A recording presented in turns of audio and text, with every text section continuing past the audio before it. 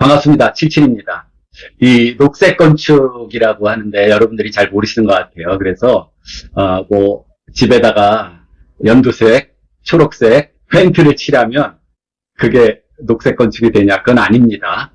그린 빌딩 이거는 법에서 이렇게 규정이 아예 정해져 있고 요즘에 이제 기후 온난화의 원인이 이러한 여러 가지 그 탄소 배출 이런 것 때문에 전 세계적인 그런 이제 관심사가 되고 있어요. 그래서 이 녹색 건축이라는 거는 법에 의한 그 규정이 있습니다. 그러면 우리가 그걸 이해하기 위해서 예를 들어서 저탄소 녹색 성장 기본법에는 에너지 이용 효율 및 그 신재생 에너지 하면 뭐 풍력을 이용한다든지 지열을 이용한다든지 대표적인 거 뭐 태양열, 그 다음에 바다의 조력 이런 것들을 신재생 에너지라고 합니다. 그 사용 비용을 높이고 또 온실가스 배출을 최소화하는 건축물이다. 이렇게 규정이 돼 있어요. 어디에? 저탄소 녹색 성장 기본법에 있고 또 하나는 녹색 건축물 조성 지원법이라는 게 있습니다. 그러니까 녹색 건축물을 이렇게 좀 활성화시키기 위해서 만든 법이 녹색 건축물 조성 지원법에는 환경에 미치는 영향을 최소화하고 또 건강한 쾌적한 주거 환경을 제공하는 건축물 이렇게 규정이 돼 있어요. 그러면 이 그린 빌딩, 녹색 건축물을 만들기 위해서는 어떻게 돼요? 어떤 규정이 있겠죠, 규정. 그 규정에 맞춰서 짓고, 그러면 그 규정에 맞았나, 안 맞았나를 또 평가하고, 그거를 분석하고, 검토를 해야 되잖아요. 그 다음에 어떤 서류를 만들어야 되고, 이런 과정이 다 필요합니다. 그래서, 여기에 만족하는 그런 녹색 건축물을 완성하기 위해서는 비용이 많이 들어가요. 그거를 뭔가 좀 보상을 해줘야 되잖아요. 그렇기 때문에, 이 녹색 건축물을 조성하는데, 활성화시키는데, 그러한 어떤 인센티브, 이게 플러스 요소를 줍니다. 그러면은, 녹색 건축물의 이 조성이라는 건 뭐냐? 녹색 건축물로 신축하는 거, 또는 녹색 건축물이 아니었는데, 리모델링해서 녹색 건축물이 되는 거, 또는 녹색 건축물을 유지, 관리하는 거, 이런 것들을 녹색 건축물의 조성이다, 이렇게 말할 수 있는데, 건축법을 완화해서 적용시켜줍니다. 그러니까 국토교통부 장관 고시로 요 설계라든지 시공, 감리, 유지관리 이런 게 이제 적합하게 된 물에 한해서 그거를 완화해줘요. 또는 녹색 건축물 인증을 받은 건축물이다. 그러면 인증받으려면 인증기관이 있어야 되고 또 그걸 평가하는 뭐 그런 전문 인력이 있어야 되겠죠. 어쨌든 녹색 건축물 인증을 받은 건축물 또는 에너지 효율 등급의 인증을 받은 건축물, 녹색 건축물 조성 시범 대상으로 지정된 건축물, 그리고 다른 부분 말고 건축할 때 골조에 건축 시공할 때 그 재활용 건축자재가 골조에 한 15% 이상 사용됐다. 그러니까 쉽게 말해서 그 재생골재 이거를 콘크리트 배합에다가 사용했다. 15% 이상. 이런 건축물은 완화 기준을 적용시켜줍니다. 그 중에서 그 특별한 거 한 4-5가지가 있는데, 용적률을 완화해준다. 최고 한 15%까지. 그 다음에 건축물 높이 규정, 그 제한 규정이 있을 거 아니에요. 그럼 그 규정에 맞춰서 하면은, 예를 들어서 건축물을 30m까지밖에 못 짓는다.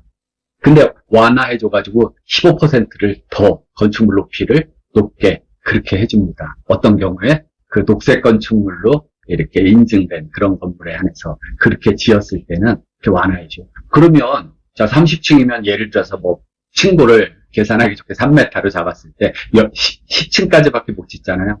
아파트 예를 들면 10층. 근데 15% 적용하니까 약 뭐예요? 30m의 15%면 뭐 3m가 훨씬 좀 넘죠. 그러면 한 층이 더 생기는 거예요.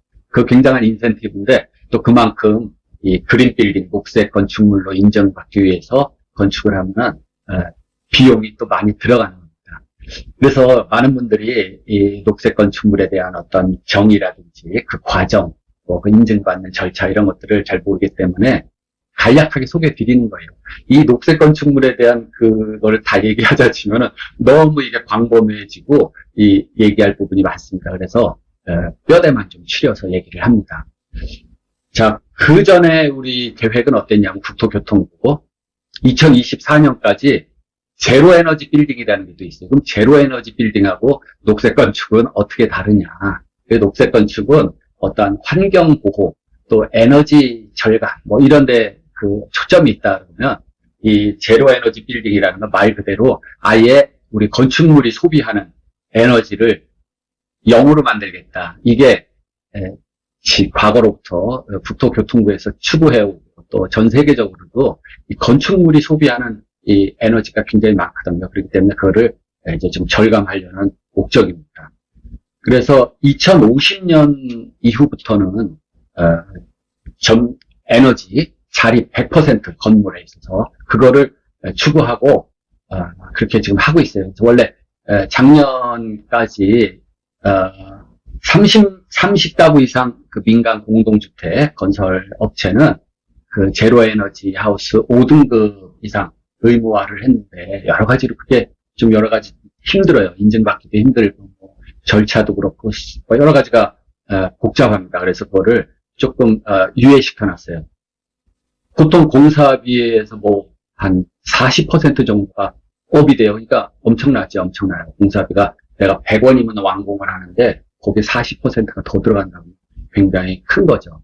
그래서 한마디로 제로 에너지 빌딩, 제로 에너지 하우스라는 거는 그 여러분들도 잘 아시는 거 패시브 주택이죠. 패시브 인정을 받으려면 어떻게 돼요? 거기에 맞는 단열재를 보강하고 뭐 열교환 환기 장치를 하고 뭐 밀폐성 좋게 하고 뭐 여러 가지가 있잖아요.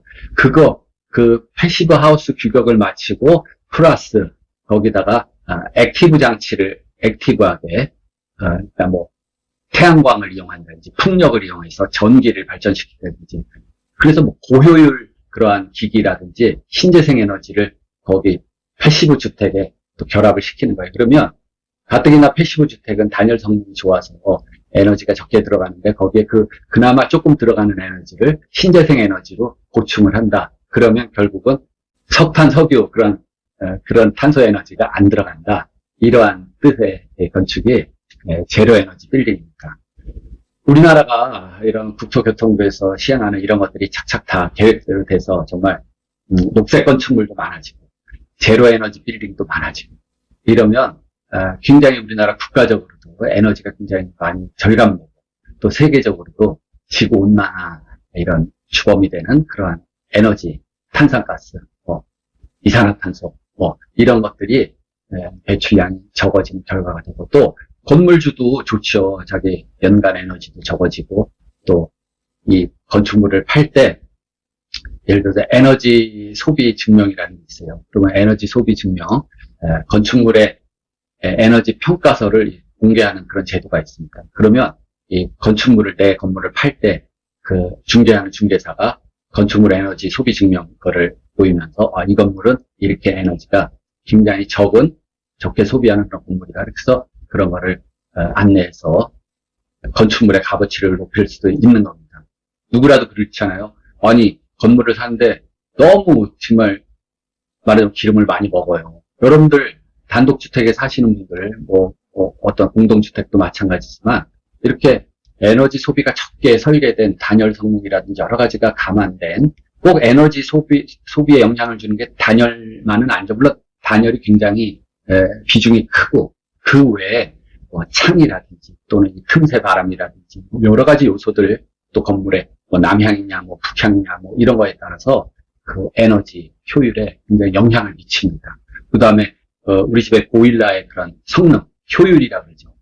기름을 먹는 대비 나타나는 에너지, 효율이 좋은 거를 쓰면은 또 그만큼 에너지가 적게 먹겠죠. 국가적으로나 국가에서나 또는 각 개인이나 전부 에너지를 적게 먹는 걸 그렇게 추구를 합니다. 우리 녹색 건축물 인증을 받은 건축물 중에 제가 자주 지나가면서 보는 게 서울시 시청 건물. 그러니까 일제시대 때 지어놓은 그 건축물은 지금도 그 전면부는 살아있죠. 그 도서관, 서울시 도서관으로 지금 돼 있고, 그 뒤에 신청사를 지었잖아요. 그 외관을 전부 유리로 이렇게 뒤집어 씌웠습니다. 그게, 제가 보기에는 녹색 건축물 맞나 싶은데, 녹색 건축물 인증을 받은 건물이에요. 그래서 이게 보통 보면은, 외피를 유리로 이렇게 뒤집어 씌워놓은 건물 있잖아요. 그래서 좀 전에도 얘기 드렸지만은, 이 단열재를 많이 넣고 단열을 뭐 이거 얘기했는데, 자 보세요. 건물을 전부 외피를 63빌딩이나 뭐 서울시청 신청사처럼 유리로 뒤집어 씌워놨어요. 그럼 단열재를 어디다가, 외벽 단열재를 어디다 씁니까? 단열재 들어갈 자리가 없잖아요. 그 고성능 유리를 사용한다. 네? 이렇게 얘기를 할 수 있겠죠. 그렇지만 이 고성능 유리의 그 최고성능 값도 이 적정 단열재, 법에서 규정하는 우리 지역별, 부위별 그 열 관리 규정 있잖아요. 그 규정에 맞게 단열재를 넣은 것보다도 못하다. 제 아무리 고성능 유리래도. 그래서 온실 효과가 나타나는 게 대부분 일반적입니다. 서울시청 건물도 여러분들 그 안에 들어가서 뭐 이용해 보신 적 있는지 모르겠는데, 이 냉방기기를 그냥 풀가동을 해도 참 뭐랄까, 이 온열 감각이 여름철에 쾌적하지 못합니다.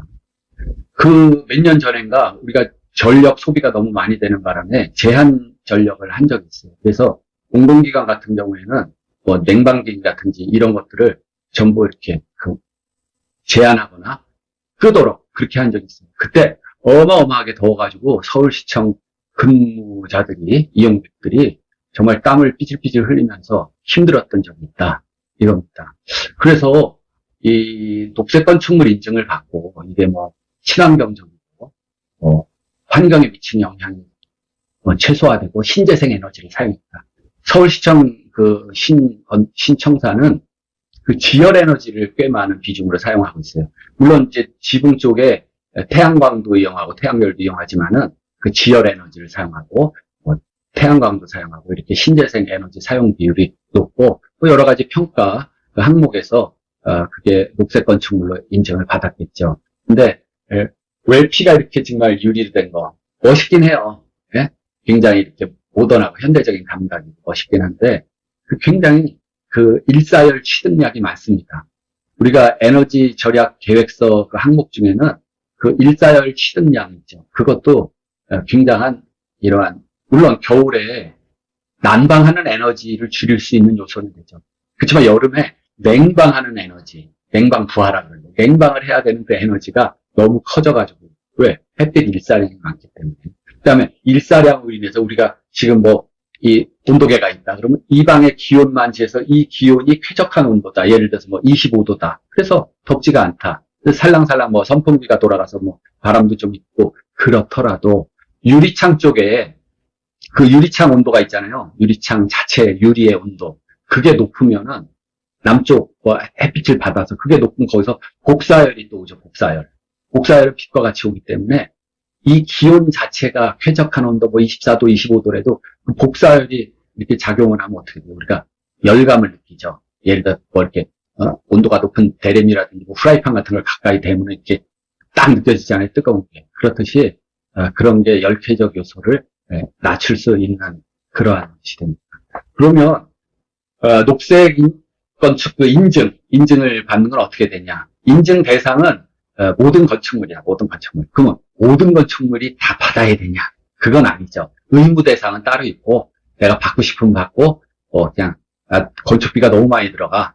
그냥, 그 건축비를 들여서 녹색 인증을 받느니, 그냥 나는 그냥 더 냉방을 하는데 전기료를 부담한다든지, 난방하는데 뭐, 가스료를 부담하고 말 거야. 이럴 수 있어요. 왜냐하면 초기 그 건축 비용이 굉장히 증가하잖아요. 그렇지만 의무 대상은 일단 공공건축물, 그 다음에 이제 그 공공건축물 신축, 재축, 뭐 증축하는 거라든지 또는 연면적이 3,000제곱미터 이상 되는 그러한 연면적 3,000제곱미터 이상 되는 건축물 또는 이제 에너지 절약 계획서를 제출해야 되는 대상이 있어요. 그거는 이제 얘기가 길어지니까 일정 규모 이상이 되면 에너지 절약 그 계획서라는 거를 제출해야 됩니다. 이런 건축물은 녹색 건축 인증을 받아야 되는 의무 대상이 돼요. 그래서 에너지 절약 계획서를 내야 되는 건축물을 좀 이따 얘기 드리고, 그러면 이거는 이제, 건축물이가 전에는 준공검사라고 얘기했는데, 이걸 사용 승인이라고 그러죠. 사용 승인을 신청할 때 그 서류에 첨부를 하고, 그게 이제 인증을 받으면은 건축물 대장에, 이 건축물은, 녹색 건축 인증 1등급이다. 2등급이다. 이렇게 이제 등급이 또 거기에 표시가 되는 겁니다. 근데 이거 인증을 받으면은, 유효기간이 또 5년이에요, 5년. 아니, 그럼 한 번 인증받으면 녹색 건축이지 뭘 또 5년 뒤에 재인증을 받으라는 얘기죠. 그건 뭐냐면은 그만큼 이 관리를 하라는 거죠. 유지 관리를. 예. 녹색 건축을 인증받기 위해서 뭐 태양열 그런 전기 시스템을 갖췄다. 그 지열 시스템을 갖췄다. 근데 뭐 한 3년 사용하다가 인버터가 고장이 났어요. 그럼 그거 고쳐야 되는데 뭐 이제 뭐 이게 뭐 부속이 없다든지 뭐 생산이 안 된다든지 같은 그 모델 인버터가 그러면 그냥 방치할 수가 있겠죠. 그러면 녹색 건축이 이미 아니죠. 그렇기 때문에 5년마다 재인증을 받아야 돼요. 녹색 건축 인증을 그럼 받으면은 그 인증 등급이 있겠죠. 녹색 건축 인증 등급은 이제 4단계가 있어요. 4단계. 최우수 하면 그린 1등급이고 그 다음에 우수 그린 2등급, 그 다음에 우량 등급은 그린 3등급, 그 다음에 일반 그냥 4등급 녹색 건축 인증을 받으면 그냥 그린 4등급다 이렇게요. 유효기간은 5년이다. 5년. 왜 또 뭐 한번 녹색 건축 받으면 되지 무슨 5년 있다 그러면 또 뭐 어떻게 하라는 얘기. 녹색 건축 인증을 또 한번 받으라는 얘기, 체크를. 왜냐하면 예를 들어 뭐 태양열, 뭐 우리 태양광을 이용해서 전기를 쓴다, 뭐 지열을 이용해서 뭐 지열 에너지를 쓴다 했을 때 이러한 여러 가지 그런 액티브 이 기기들이 고장이 나잖아요. 그럼 그거를 다시 이제 고쳐서 유지 관리를 하면서 그 성능을 유지를 해야 되는데 그 고장 난 거 그냥 방치하고 있다든지 그러면은 이미 녹색 건축이 아니죠. 그렇기 때문에 그 이제 유지 관리 그래서 5년마다 합니다. 그래서 내가 그러면 자 녹색 건축을 인증을 받고 싶어요. 그래서 그렇게 맞게 건축을 하고 여러 가지 뭐 액티브 장치라든지 뭐 패시브하게 또 뭐 단열재도 많이 넣고 지었다. 그러면은 건축주라든지 또는 건물 소유자 또는 사업 주체, 시공자 이런 사람들이 그 인증기관에 신청을 하면 돼요. 인증기관은 여기 지금 보이듯이 여러 인증기관들이 있어요. 그러면 인증기관에서 인증하고 인증 수수료 그런 걸 받겠죠. 국토교통부 산하에 그 인증기관을 또 정해주게 됩니다. 인증기관에서는 정확하고 면밀하고 이제 거짓말 없게 그렇게 해서 인증을 정확히 해주게 됩니다. 그 다음에 이제 또 건축물 에너지 효율 등급을 인증하게 되는데, 이거 뭐 에너지 소비 증명하고 이제 비슷하죠. 이 소비 증명이 작으면은 건축물 에너지 효율 등급이 또 인증이 돼요. 그건 국토교통부 장관인데, 지금까지도 여러분들이 들어보시지만, 뭐, 제로 에너지 빌딩도 있고, 녹색 건축, 그린 빌딩도 있고, 그 다음에 뭐, 에너지 효율 등급을 또 인증을 받고, 이런 게 있는데, 이 목적이 에너지 효율 등급은 에너지 성능이 높은 건축물을 확대하고, 그래서 건축물의 효과적인 에너지 관리를 하기 위해서 인증 대상을 정해놓은 게 또 있어요. 그래서, 공동주택 또는 업무시설, 그거는 건축물 조성 지원, 시행령 제12조에 나와 있고, 또 공공주택이 아니고 업무시설이 아닌 경우에는 단독주택 또 해당되는 게 공동주택을 얘기 드렸고, 이제 기숙사라든지, 이런 또 난방 면적이 500제곱미터 이상, 그러니까 연면적이 아니에요. 연면적은 뭐 800제곱스퀘어미터인데 그 중에 다 뭐 냉난방을 하는 게 아니라 뭐 550제곱미터 면적이 냉난방 면적이다. 그러면 그거 해당돼요. 그러니까 500제곱미터 이상의 냉난방 면적이다. 그러면 이것이 건축물 에너지 효율 등급 인증을 받게 되는 그런 겁니다. 그래서 인증 등급은 주거, 비주거를 또 구분을 하는데 1, 3 플러스부터 1, 2 플러스, 1 플러스에서 1등급, 2등급, 7등급까지 해서 모두 합치면 10등급이 돼요. 10등급. 이것도 유지관리를 체크해야 되겠죠. 그래서 이 인증에 대한 건축물 에너지 효율 등급 인증에 대한 유효기간은 10년입니다. 10년. 그러니까 인증 신청은 마찬가지로 녹색 건축 인증하듯이 뭐 건축주가 해도 되고 건축물 소유자가 해도 되고 시공자가 해도 되고 사업 주체가 해도 돼요. 그래서 어디다가 신청을 하냐? 인증기관, 에너지 효율 등급 인증기관에다가 이제 하면 됩니다. 그러면 그 평가를 그죠? 인증기관 소속에 등록된 건축물 에너지 평가사라고 있습니다. 건물을 건축하는데 여러 가지 말하자면 무게를 둬야 될 포커스가 있죠. 그 중에서도 이 에너지를 굉장히 중요시하게 생각하는 경우에는 이러한 녹색 건축물 인증도 받을 수 있고, 또 뭐 에너지 효율 등급 인증도 받고, 또는 뭐 제로 에너지 그런 하우스 인증도 받고 그럴 수가 있어요. 아까 초반에 얘기하다가 나온 에너지 절약 계획서, 말 그대로 에너지 절약 계획서, 이게 뭔가 하는데, 거기에 나오는 항목들을 잘 보면은 에너지 절약하기 위한 그러한 정말 핵심적인 중요한 요소들이 나오죠. 거기에 뭐냐면, 자, 건축 부분에서 체크해야 될 사항들, 뭐 하면은, 여기 표에도 뭐 글자가 작아서 좀 보이실래나? 뭐, 건축물의 단열재라든지, 예.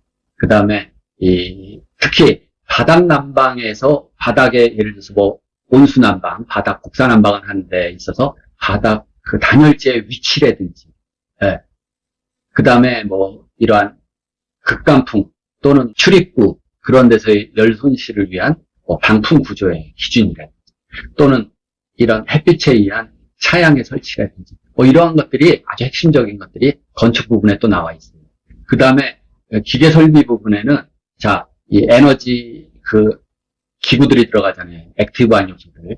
자, 보일러는 어떤 고효율 보일러를 썼는지, 뭐 냉방기는 어떻게 했는지, 뭐 어떤 거는 뭐 이러한 에너지를 절감할 수 있는 그러한 요소들이 또 그 기계 설비 부분에 들어가고, 또 전기 파트도 있어요.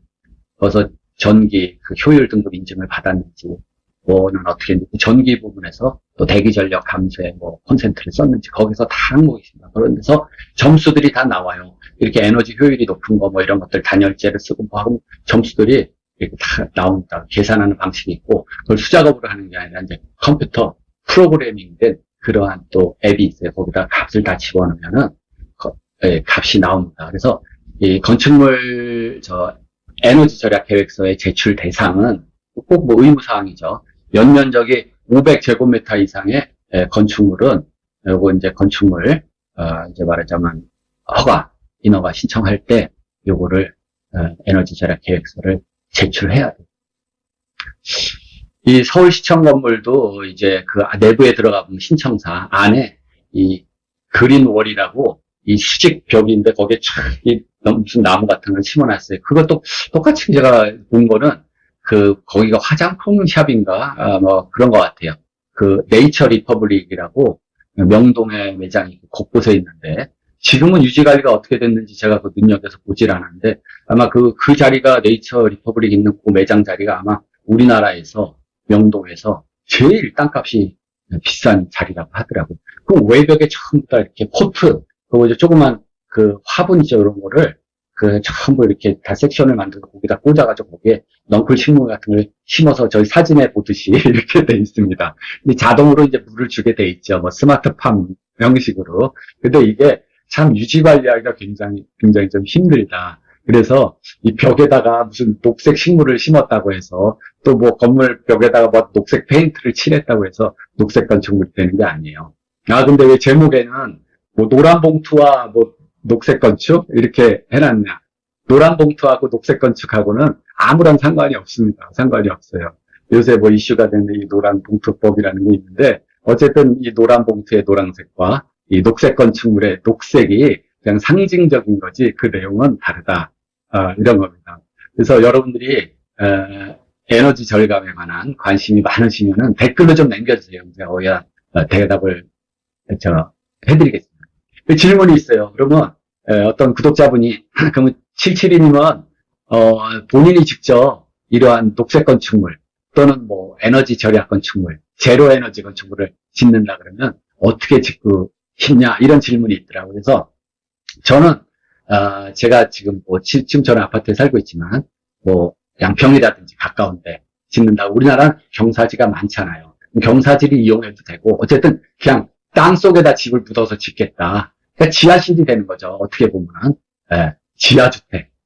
제가 거기가 어디냐면 용인 쪽에 고기동을 지나서 좀 더 가면 성북동이라는 데가 성북동.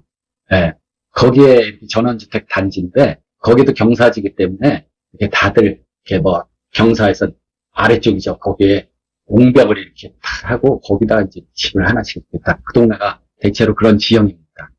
근데 거기에 건폐율 용적률에 제한을 안 받고 뭐 하나 집을 더 그냥 이제 짓고 싶은데, 그래서 어떻게 했어요? 그 마당을 흙을 전부 드러내고 거기다가 한 20-30평짜리 아파트 형식의 주택을 땅속에다 지었어요. 물론 이제 여러분들도 그 땅속에다 집을 지면 습기 차지 않나? 또 비가 오고 장마철에는 어떻게 물이 새면 어떡하나? 물론 저한테도 그게 굉장한 예, 스트레스고 그걸 잘 해결해야죠. 근데 뭐 지금 뭐 2, 3년 지났지만은 아무런 이상이 없어요. 근데 어떤 특징이 있냐? 여름에 엄청 시원합니다. 여름에 엄청 시원해요. 그리고 겨울에는 또 포근하고 따뜻합니다. 여러분들 우리 지금 지하수를 잘 안 쓰기 때문에 모르는데 뭐 저 어릴 때도 그렇고 시골에 가보면 또는 뭐 지금도 전원주택 같은데 지하에서 이제 저 어릴 때는 펌프도 있어요. 수동식. 그래서 마중물을 넣고 펌핑을 막 하면 물이 콸콸 나오는데 겨울에는 그 물이 따뜻하고 여름에 엄청 차가워요. 그래서 막 그물 가지고는 막 등목을 하고 이거 뭐 엄청 차갑습니다. 왜 그래요? 이 땅 속에 대체로 그냥 그 지중 온도가 그냥 15도 정도 다 알아두시면 돼요. 15도. 그럼 자, 땅 속에다가 집을 지어놨다. 예? 이 스케치한 것처럼 이렇게 지어놨다. 그러면 그 안에 이 땅 속 온도가 그냥 15도예요. 여름에는 얼마나 시원하겠어요. 여름에. 지금 뭐 에어컨 온도 24도 해놔도 엄청 시원한데 15도 정도 되니까 물론 다른 영향에 의해서 뭐 딱 15도는 아니겠죠. 그렇지만 이제 뭐 한 20도, 21도 엄청 시원합니다. 그렇기 때문에 이 주의할 거는 지하 같은데 이 벽면 온도가 이 표면 15도잖아요. 그러면 보통 이 공기 안에 있는 그 수증기, 습도에 의해서 여기에 이슬점 온도, 이 방 안에 이슬점 온도보다 낮아요. 그럴 때 여기에 물방울이 맺힐 수가 있습니다. 그러니까 그런 거 잘 해결해야 돼요. 그 다음 반대로 겨울에는 어때요? 겨울에 우리 쾌적 온도, 예? 교과서상의 겨울철 쾌적 온도 뭐 18도, 20도 정도 권장하죠. 근데 우리나라 사람들은 원체 막 센 걸 좋아하니까 뭐 겨울에도 그냥 25도 막 이렇게 그냥 난방을 하고 사는데 그 한 20도만 돼도 굉장히 좋습니다. 건강에 좋고. 근데 기본 지하 온도 얼마 15도잖아요. 그러면은 뭐 5도만 높이고 3도만 높여도 18도, 20도 정말 포근한 그러한 실내 환경이 됩니다. 근데 자, 환기는 어떻게 할 것이냐? 이 채광은 또 어떻게 할 것이냐? 예.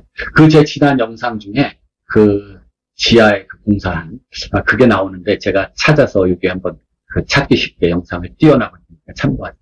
오늘은 얘기가 좀 길어졌는데 이 녹색 건축물, 그린 빌딩에 대해서 건축물의 에너지 절감 어떻게 하고 정부에서는 또 어떻게 그거를 추진하고 있는지 거기에 대해서 말씀드렸습니다. 궁금한 점은 댓글에 좀 남겨주세요. 그리고 구독, 좋아요 부탁드립니다. 마치겠습니다.